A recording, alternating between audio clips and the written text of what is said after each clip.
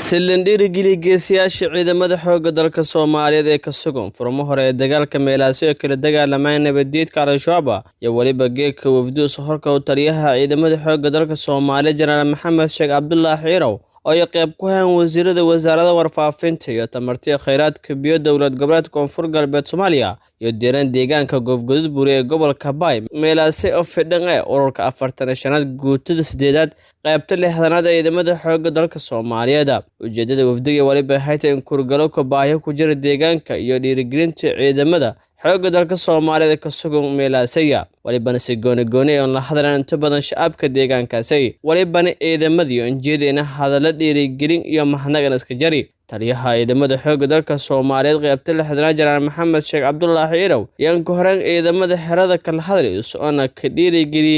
inuu si lamba jibaran la dagaalanka kooxda nabadeedka Al-Shabaab ciidanka faraxsan sidaysan aruursantiin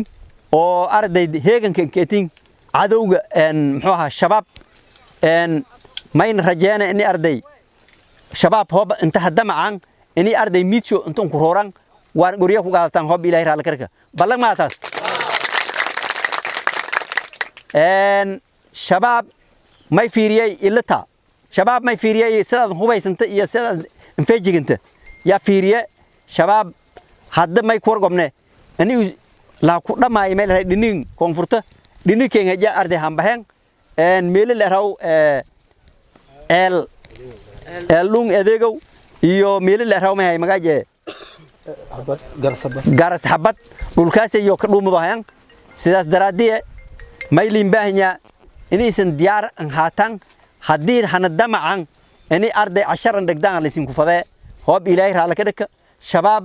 meel alla meeli arday yo hunguriyeen hoob arday guuleysadaan wali jooma dhaafaan marar badan anta arday dhibaato ka suubiyaan laakiin man rajayo ururka 45aad oo ka kalsoogna maadaama uu difaaca ku jira ani arday shabaab ha hunguriyeysan diyaar miihini maana filano isla markaas may ogaada saana ani liisan ku dambeey saanadin ciidan walwalba diyaar la sinkay oo garab isin igaashan la sinkay macal shacab iyo dawladba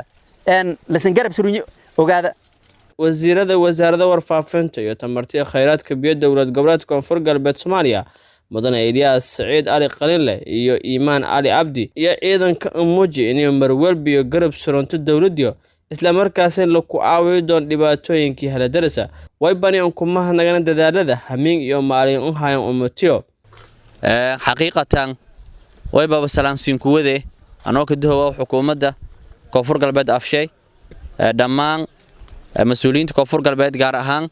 madaxweyne Cabdicasiis Xasan Mad lafta garan ya salaansiin kuwada oo runtii may la raayo sadala dareer safarka una geega inta ka koyna runtii waanu u soo wakiil ku ayna cunug jaha wareersan runtii laakiin jaha wareeri diintii si khalad ee fahansi la eri may la raayo hadii aad dhimata janni galaas la eri oo beenga janan an galaan una ogna may la raayo xaq darra umad may la raayo masaakiin shacab fadaha inuu sahar yahamin inteega inuu iska dhibaatay lahay adii waajibka saaran in aad si adin ka difaac lahayti on ku reeba lahayti runtii inay may la raayo hamiiga ka fikirto waan ansurunta way bas in ku rajeeyay runtii sida hagar la'aanta ee geesinimada leh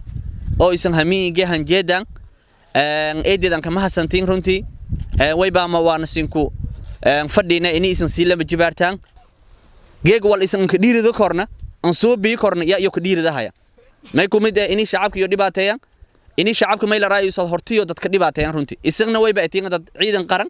waliyaabagas waliyaaban dhowr runtii yaani ma ka dhiirido kortaan way bal isan ku fadhiye meel isan ka suguntiin runtii inay isan ilaalidaan shacabka waliyaabaga yaani meel raayo dhibaa inay isan ilaalidaan way bal isan ku faday shacabka inay isan meel raayo wada shaqeyn dab meel raayo shacabka isan la walata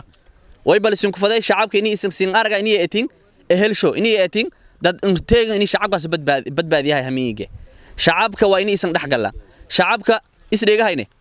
shacabka waa inay isan dhaxgalaan shacabka way baa shacabkiinu waalidkiin walan yoogiin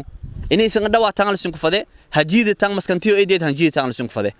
cadowga sidatiisba way baa aaminsanna hadii shacabka iyo ciidanka iska hirimaan inay cadowga helaan meel usa ku gala كل سهد وزير كشاعي ونما سين كوينة إني سين أرن دبعتين أفهمتكين إني سين أرن سين كوينة كل واي بارجوه إن ده ديار أو جيك إني ده شو دفاع فضاو إن تصالح هذا ما ديس في ردان لما كان ديجانا بدن هاي سدان سين لسوتان إني ما أنا هذا كده لك على دي من ملا ديجانا ده كلا أسوأ ملوين تكلا ديجان تميل أو نقابتين سارن ملا أرك ده ديجانا دي تين أو نقابتين سارن ولا الإنسان أو ولا سارها إن هان إنه لا ردي لكن ويبوها مسكها ده أسكير أركتي ده يير ويبوها ولا لك شو بس وهذا مركن إن شاء الله كل دولة كونفر قلب بديان سي وزير كشاعي كل ولا هاد رقاق بناس وبياس هم يجين وسين قرب تاعنا هذا وزير نسي جيك أن حرنا أن لكن وزير بناسين كوي دون هدي لهير ويبوها إن شاء الله كل يوحد ما يسكشاعي إنه يركيس كده من الشهيد أي أو ما يسين أربعة إنه شهيد أتين سبت ويبوها لكن هذا قلت كان كجرا إذا اللي حاصل لي سريرة على يفوت كوري لكن ما يسين كسب إني سين أنت في الإذا إني سين أمودتين بدبادان مركن إن شاء الله إن جنادنا ويبوها قفك عملوا الشيء يسير قال ما إن إسلام للدليل عملوا جوهرين جنا ما يكجلوا wafdiga saashaata wayba ciidamadii ku wareejeen beesalan ku talagalay intii howlo lankagada waybana kuma hanagay taliyaha ururka 45aad guutada 8aad ee ciidamada xoogga dalka ee qaybta 6aad wasiirada dawlad goboleed koonfur galbeed iyo taliyaha qaybta 6aad garab istaag iyo dhiirigelinta iyo marwalba indaba surinyin bedelsa inuu waajibaad kana in uu gudubno ballan qaadana insha Allah hadii ilaahay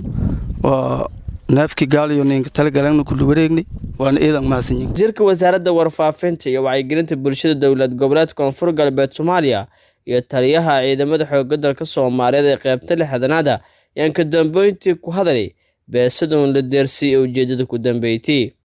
baba faday in aan kala dardaaram ciidanka siniyo si lama jibaaraan difaac iyo ka jaraan difaac lama way bafadaan in marka qaar tacticada in uu bedelna oo ma ila raayo saad weerar in bedelna marka qaar insha Allah garabkii ilaahay gala mas'uuliyad culus siin saaran ilaahay subhanahu wa ta'ala way basin ku toogaana in ilaahay siin fuusay mas'uuliyadu insha Allah ونين ويبابا إلهي كتوغانا إني ونا نقولنا دتكي مسؤوليد ومدون صارن هاني حكوا بحلا إني إلهي نوّلا بس صدق تلي أنكي وريجني ويبا كعصدانا إني هذا ما دام أن سفر كاين وسهاي سفر دق إرنتي أو أن ما إلى رأي يساعد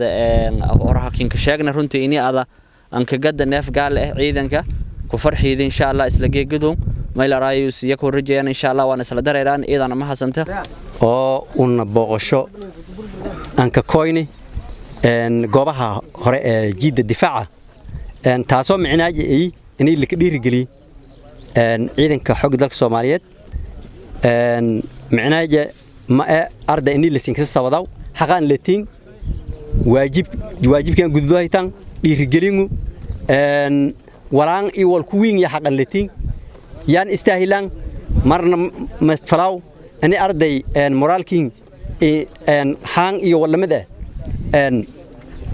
ما إلى رأي كور إنك قاعدة وين بانتين أنا أردي كور لين قاعدة مورالكين يا بانتين مورالكين مرول بحاي إني سهذا ما أنا تليها قيبت هو بناها ما يبالانسين قاعدة أنا جسياش دفاع هور كجرة أنا أردي دلعات أن هذه هو بيلاقي على كرك ما لحظة أوصره تنو هذه meelun ay harada ururka 45aad guutada 8aad qaybta 6aad ee waliba geeka hadiray wasiir ku tirsan dawladda koonfur galbeed Soomaaliya taliyaha qaybta 6aad ee ciidanka xoogga dalka Soomaaliyeed iyona ciidamada ku sugan fronta dagaalka ee deegaanka goobgudub bure ee gobolka Baay iyo dhiirigelinka soo been xeradan ka sugan yihiin Faisal Daay Hussein radio television koonfur galbeed deegaanka goobgudub bure ee gobolka Baay